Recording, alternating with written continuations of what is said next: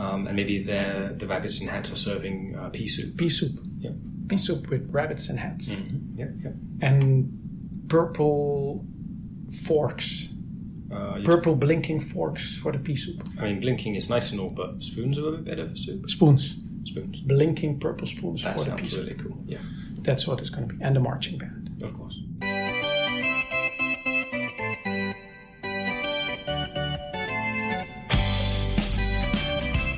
Hello.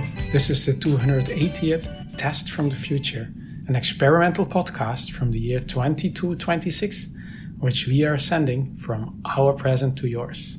My name is Dirk. And my name is Simon. And we're putting the past in podcast. And we're still lost in... No, we are no longer lost in space. We're still in space, but we're not lost. Yes. And not just, so sure we're in space, but we're really close to Earth. We're just in orbit around it. We can see it. Out the window. Yes, we're back, Simon. We're back. We are back, Dirk. It's nice to see that big blue marble again. Not the small purple marble or... the green one or the turquoise one or whatever was going on. No other marbles than the one that we know. Yep. So that's really big. Yeah, we're so close. But we need to stay up here in orbit for 2 more days. Yes. We're in quarantine. Correct. Yeah. Have been already for 5 days. So we actually got back here, to our solar system 5 whole days ago. But 7-day quarantine. And we were quite disciplined in waiting to record until now. Because we record weekly, but that was some... we had stuff to do as well. So. But we did exercise some discipline. It was really 2 days after our last recording. I guess... It went really quick. Yeah. We finished putting back the black monoliths faster than expected. Yeah. And I guess it's also, if you think about it, looking back at what happened the last couple of weeks, it started when we started finding these black monoliths. Yeah, right. In hindsight, that was the start of us getting back. Yeah, we had no idea where we were, what we were doing, but that was basically what we needed. Then came the signal, then came the Tiki Bari, then came the space fixing, and then came the thing that actually allowed us to locate Earth again. Yeah, so it's a lot of things that happened. But you're right, we're in quarantine. We also have to stay disciplined for this. We can't just secretly hop on a pod and already go down to Earth. No. The reason for there was maybe our listeners would want to know the reason for the quarantine. Yes. Because it's a bit of a strange one. Slave hens. Exactly. No one saw it coming. They're afraid we have slave hens. Right. Which, as much as we tell them we don't, okay, it's a justified concern. It would be really dangerous if we did. Yeah, I guess we've really been all over the place. Yeah. Right. For 5 months, basically. And, except for some of the, let's say, weirder side effects, like the big feet and some of the other stuff that we've been getting, actually considering where we've been, what we've done. We're in relatively unaffected health. Yes, exactly, actually. Considering what we've been eating and drinking. Yeah. We're actually doing pretty well, but of course, one thing is it's good to trust, but it's also good to check. So they're keeping us under observation. I'm saying it's Sol, basically.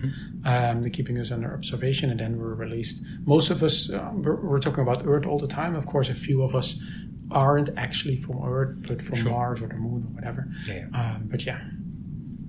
And then we can go there. So, but first we have to prove we don't have slave hens. And then we can all jump in the shuttles and go back to where we want. Initially, that was interesting maybe to mention, where they initially wanted us to leave the ship one by one. Right, to be extra thorough, check each person individually.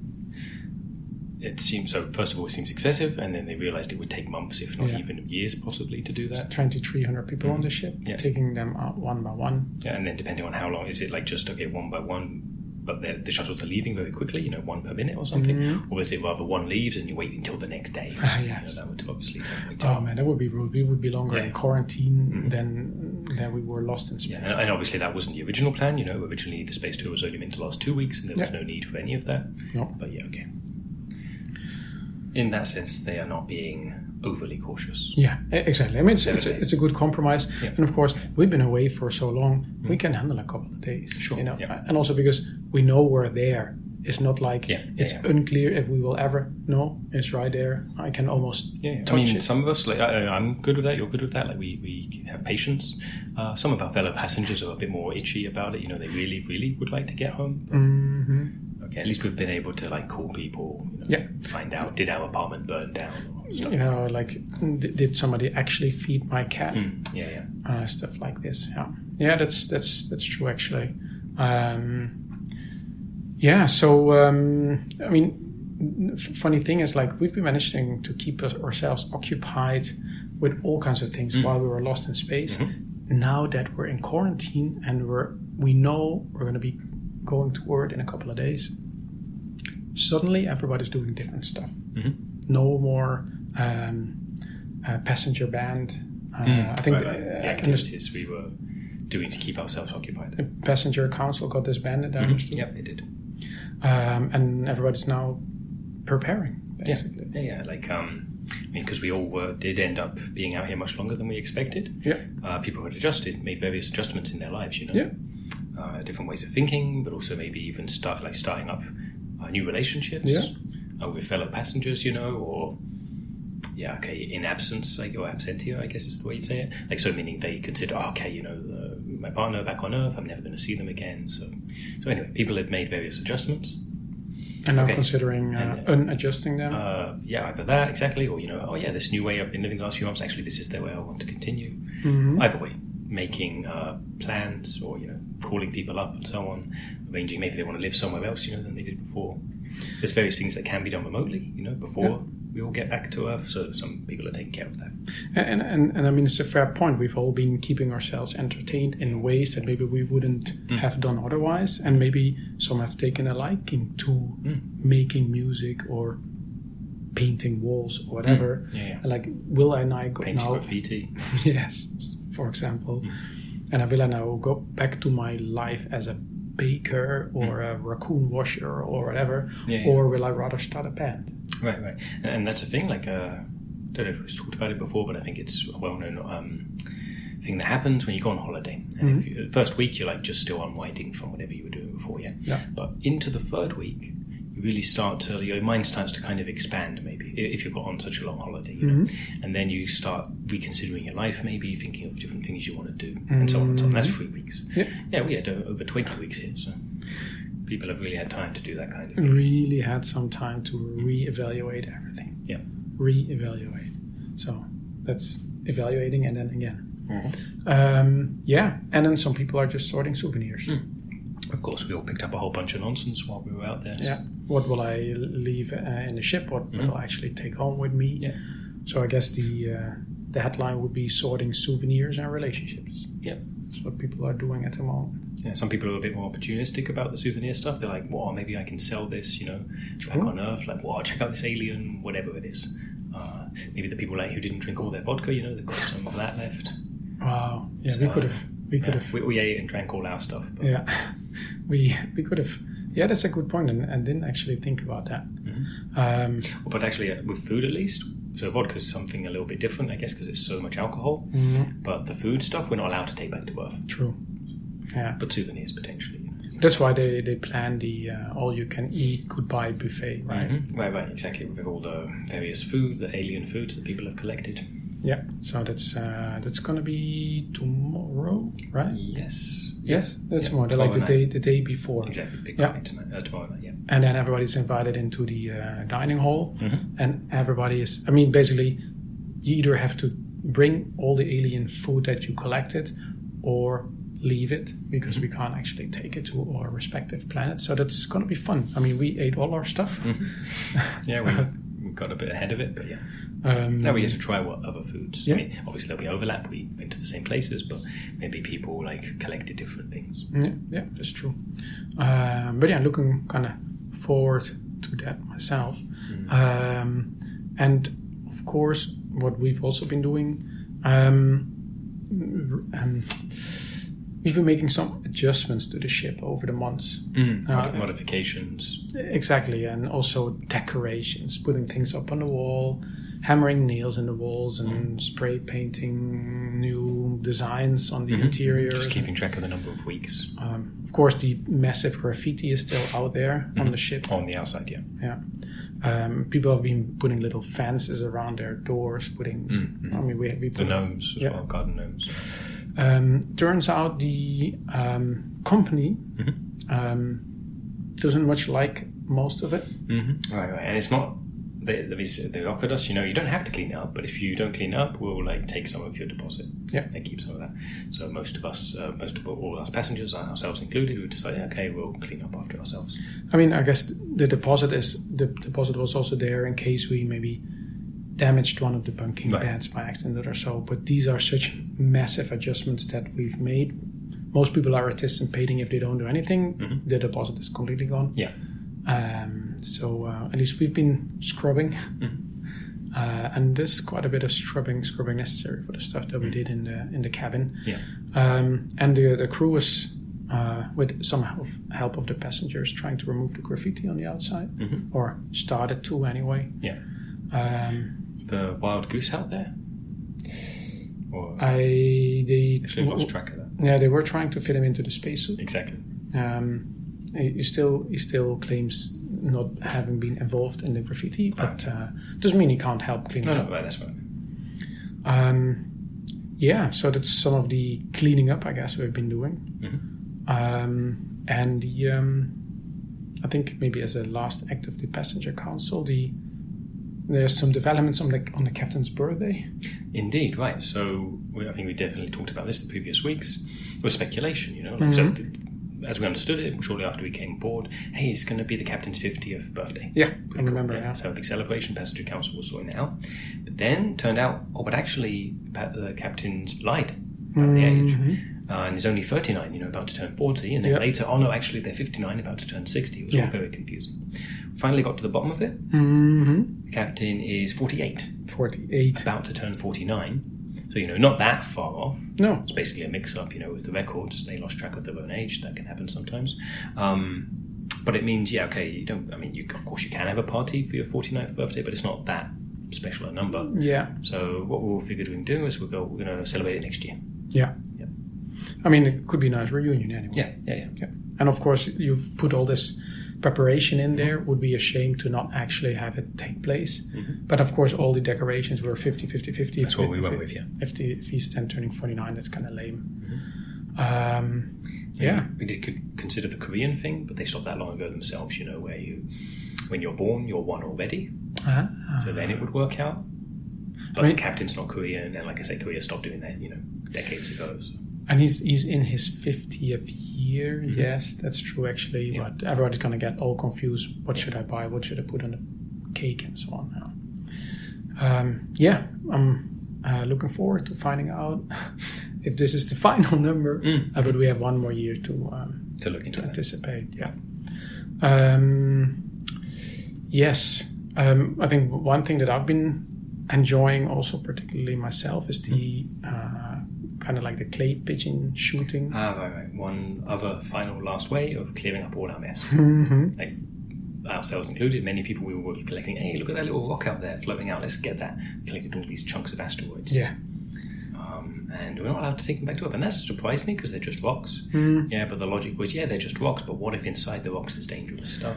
Yeah, I understood because we have everybody has just a certain amount of luggage capacity on the shuttles. Okay, that. And because the asteroids, so that makes more sense. Was that the actual reason? Like it would just be too heavy? That's what I was told. Too much mass.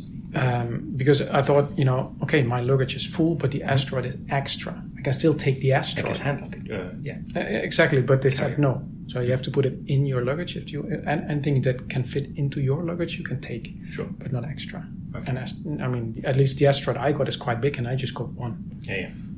So there's a whole bunch spare. So how about we just throw them up into space and shoot them, just outside the ship? Yeah, it's kind of fun actually, and we have to keep ourselves entertained. So Yeah, some people were not just shooting the asteroids, but also like any other kinds of souvenirs that they were taking. Sure. I guess until they find out that maybe they could have sold them on Earth, but whatever. Yeah, but as you mentioned before, we were able to already speak to the people that we know. Right, and exactly. And some folk were obviously had been concerned, like when the whole ship just didn't come back. Yeah. So it's good to get in touch with people, let them know, hey, no, I'm fine, it's all good. Friends, family. Exactly. My calendar for next week is full with, go run with this person, go eat with that person. Yeah, got similar things going on, especially book clubs. I missed 5 months of book clubs. No. I know, right? So I'm looking forward to getting back to that. One thing was, we got a few. Let's say that's more the private stuff, I guess. We got some official communication as well. Right, Welcome back, by the way. Yeah. I got a nice one. Let's start with the nicest one. I got a commendation. Yeah, you mentioned. Yeah, from the People of Leisure program. And the commendation was basically for doing absolutely nothing for 5 months. I didn't reply to their messages, what few they sent. I didn't even open their messages to read them, They can see that, They can see that. Of course I didn't do that because I wasn't here to receive them, but that's beside the point. From their perspective, I was the most accomplished person of leisure. Yes, exactly. That's the program that you get into where you are then allowed to not do anything anymore. Yeah. It's not forbidden. Of course, you can do stuff when you want to, but you don't have to do anything. But they still like to award people who really live the full spirit of the thing. Yeah, that's really good. Like you haven't done anything in 5 months, you get a commendation. I got fired from the city council for that. Yeah, they have a different set of criteria for what they value and what they don't. For not showing up for meetings or also basically not answering or reading any of the messages. Yeah, and that's... So I'm sorry about that. It's okay. It was mostly meetings and cutting a ribbon, 1 or 2, and showing up to 1 or 2 events. But sorry that you missed that you're no longer on the council. Yeah, it had a few perks. I had access to some information. Right. And of course, I can't use any items anymore that were confiscated. I don't have access to those anymore. Like I remember bringing that SING gun to recording. But on the other hand, I had 2 jobs. Right, City Council and UFOPU. Often, I haven't had a 5-day work week in a long time, so we've been... But 5 months now, of course, but you also mean before that for a bit? Yeah. So initially, I had a few 5-day work weeks, and I was telling them, this is not going to happen, so I already reduced my activities, but means I can focus more on the UFOPU activities. So, True. But then actually, just one thing I wondered about, obviously not the last 5 months, but before we came on this trip, how much progress had you made on getting the Dirk back into Frankfurt? We were kind of stuck in a workshop loop, I have to say. We were combining with more sand to Cleveland. Right. More sand for Cleveland was the local initiative there. So we were basically combining forces and then doing workshops, either in Cleveland or in Frankfurt, but then they couldn't come and then I couldn't come, and then we had a workshop, and most of the workshop was trying to figure out what we decided last time because nobody was taking notes and so on. I guess it's someone else's responsibility. Yeah, exactly. Or maybe they dropped that plan because I was the big driver behind it. Sure. Whatever. So now the person who was 23rd on the list now got bumped up because the first 20 it got in the council, and the 21st and 22nd already got in because some other people left. Yeah, good for them. Yeah, imagine I had finished 23rd at the time. Then now potentially now you coming back, you would be. Yeah, I would have been come back to find out that I was actually in. Depending on how recently, if it was 2 months ago, they might have skipped over to the next person. Or they put me in and then kicked me out 2 weeks later for not showing up to anything. Potentially. Anyway, maybe I can do a retro at one point. Yeah. Or maybe this is just pure speculation. At one point they'll get to the number 40 because there were just 40 candidates. And if it's not time for new elections yet.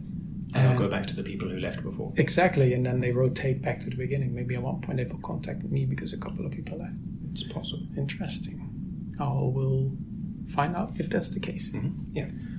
Yeah. So maybe, how did we find Earth? Mm-hmm. That's right. Because last week we were helping the Tiki Bari put back the black monoliths that we had borrowed. Mm-hmm. Because at that point we had our full speed. Yeah. Our ship could go full speed. Basically flew at random. Yeah. Different directions. It just went really fast in a random direction. Stopped. Had a look around. Exactly. See if we recognize anything. Mm-hmm. Yeah. So in a sense, what we'd been doing before, only we were able to do it much, much, much faster. Yeah. And just after like one day, yes, and to find ourselves in the Pea Soup Nebula. Yeah. We were in the Pea Soup Nebula. Mm-hmm. Yeah. Ship got all dirty when we landed in there. Poof. Mm-hmm. So not to everybody's satisfaction, like let's say the first couple of minutes, until we realized we know this place. Mm-hmm. It's the Pea Soup Nebula. Exactly. And then from there, could orient ourselves, work out where we were. By luck, actually. Yep. Relatively close to where, or at least, relatively, in terms of the universe. Yeah, exactly. I mean, that's the things like before when we were traveling really slow, we were mostly sticking to one direction. Yeah. But now we've just been going really fast in one direction, stop, look around, and then really fast in some other direction, making a zigzagging, 3D zigzagging course through the universe. Exactly. And then Pea Soup Nebula. And then, of course, we showed up all dirty. But then, of course, everybody immediately recognized this ship. Maybe that's actually why they really insisted on the quarantine, because the ship was so dirty. Could be. Fair. I can also imagine the shock initially. Okay, sure, they've been gone for 5 months, but look at that. Maybe we've aged hundreds of years. You never know what happens in space. True. And there was still quite a lot of that graffiti on the outside of the ship as well. That would have made a bad impression. I can imagine that just, our ship must have looked like the old Inca ruins must have Right, they were like. wondering, what if we were stuck in some time loop or warp or something or whatever, and like they were worried, what would we do? So are we all dead, or if we're still alive, or like we're super old, or are we like many generations later, all kinds of nonsense. And suddenly we show up with graffiti and all dirty. Okay, I can imagine the shock. And we were just all super happy. Yeah, exactly. Looking out the window, already happy when we worked out where we were. Cool, we can go home, and then really seeing out the window Earth. It was a good feeling. And now we're looking forward to our landing in 2 days. So being back on Earth, but as we understand it, there's going to be some celebration. Yes, we assume big celebration. They'll have a marching band. Would make sense too. Yeah. They'll have rabbits. And hats as well, of course. Rabbits with hats. Yep. And maybe the rabbits and hats are serving pea soup. Pea soup. Yep. Pea soup with rabbits and hats. Mm-hmm. Yep. And purple forks.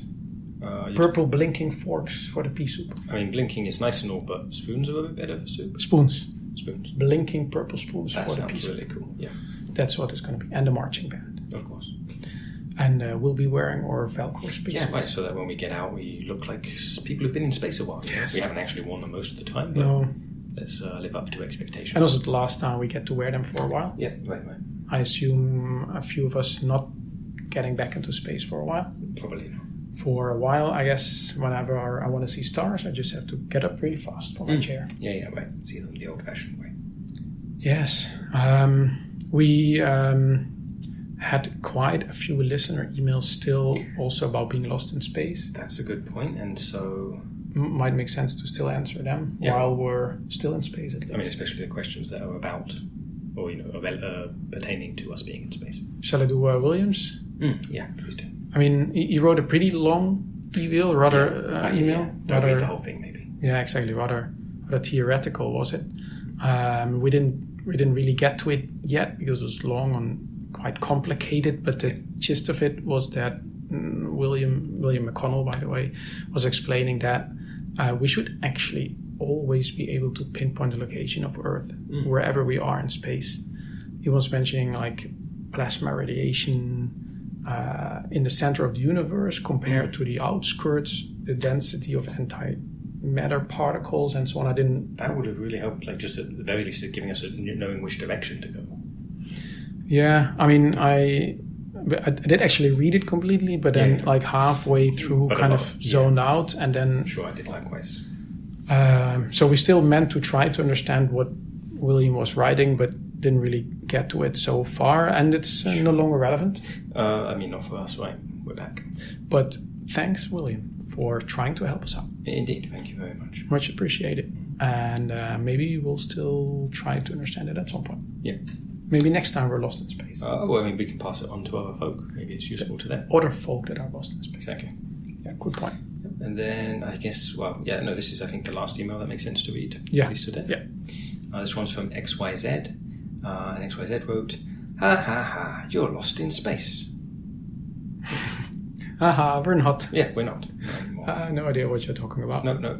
You must be making stuff up. We totally know where we are. Exactly. We can see Earth from here. That's not lost. Nope. Yeah, but still, thanks for writing. Yeah, okay. You sent it a little while ago. Fair enough.